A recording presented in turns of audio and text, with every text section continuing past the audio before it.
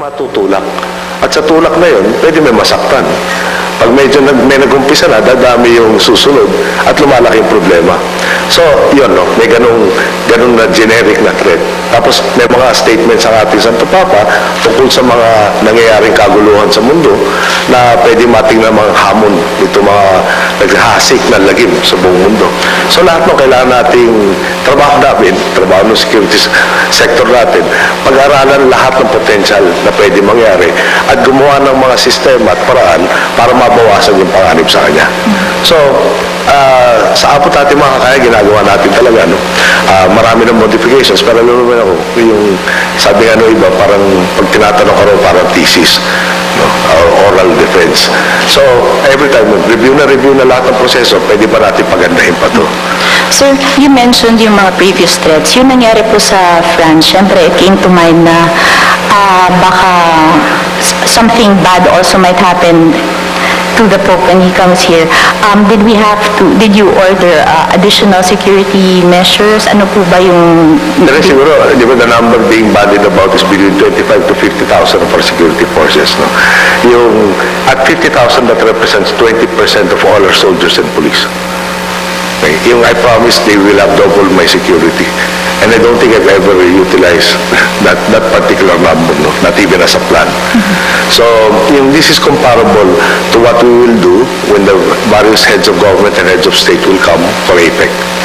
No, pero yun nga, we have not had an increase in our security forces, no, because of various reasons, primarily amongst them in pension issue.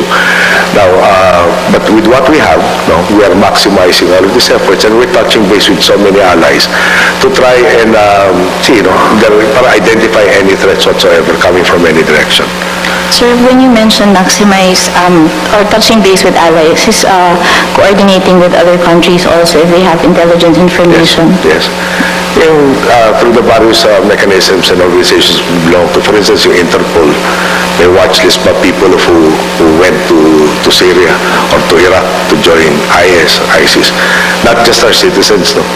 Tapos ASEAN brother states that have some of their citizens suspected of wanting to join IS. Plus, we have our own ongoing operations to deal with our own domestic terrorist threats. Sir, last question. Bombo asked po kanina about the talking points, but I'll press again. Do you have specific issues that you would like to raise with the Pope? And the Pope has been very vocal about issues concerning corruption and poverty.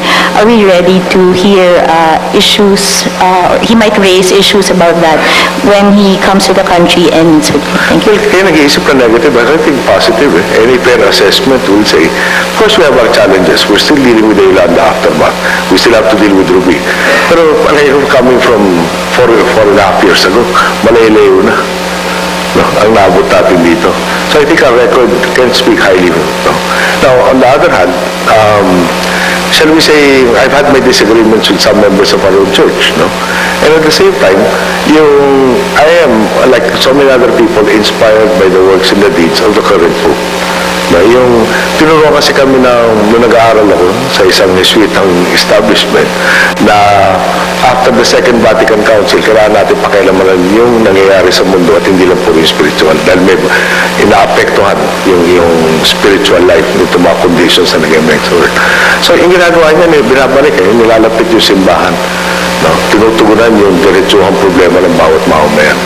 At ako isa nga yun doon, no? Hindi naman pwedeng pero yung spiritual aspect lang, meron rin talaga yung worldly needs and concerns na dapat i-address para makatulong yung buhay spiritual mo sumagana. Thank you. Thank you. Diyan po nagtatapos ang ating talakayan hinggil sa pagdalaw ng mahal na Santo Papa. Maraming pong salamat, Ginoong Pangulo. Maraming salamat sa mga kagawad ng Malacanang Press Corps. We now go to Anjo Alimario to further give us details about President Aquino's message during the Vent d'Honneur in Malacanang. Anjo? Yes, Mr. the President a while ago delivered his address to the nation on how the government is preparing for the visit of Pope Francis. Now, he told us earlier that having Pope Francis in the country is a big honor, but we're also facing a big challenge. The President then recalled then Pope John Paul II's visit here in the country for the World Youth Day, where many Filipinos, millions of them, filled the streets leading to Luneta, and the population at that time was just around 70 million. Now that we have that we are 100 million strong, the president asks how many Filipinos will be joining to welcome the Holy Father. Now, every opportunity, he said, for the Pope to interact with the public also presents danger. Now, what the government wants is to lessen this, balance his security, and his goal to interact with as many people as possible. No doubt, when you have big gatherings such as the Pope's visits, disturbance can happen even without any threat of terrorism. Now, for a meaningful visit of the Holy Father, President Aquino appeals that to everyone that we need to cooperate. He's calling for our Bayanihan spirit to be activated during Pope Francis' visit. Now, in terms of security, Mitzi, there will be around 25 to 50,000 security forces to be deployed during Pope Francis' visit. This will be comparable to what the government will do when the various heads of government and heads of state will come for APEC this in November.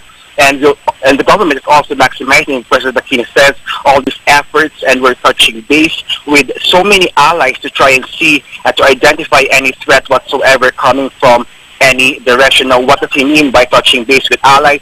He means through various mechanisms that we belong to. You have the Interpol, where there's watch list of people who went to Syria or to Iraq to join IS or ISIS, not just for our citizens.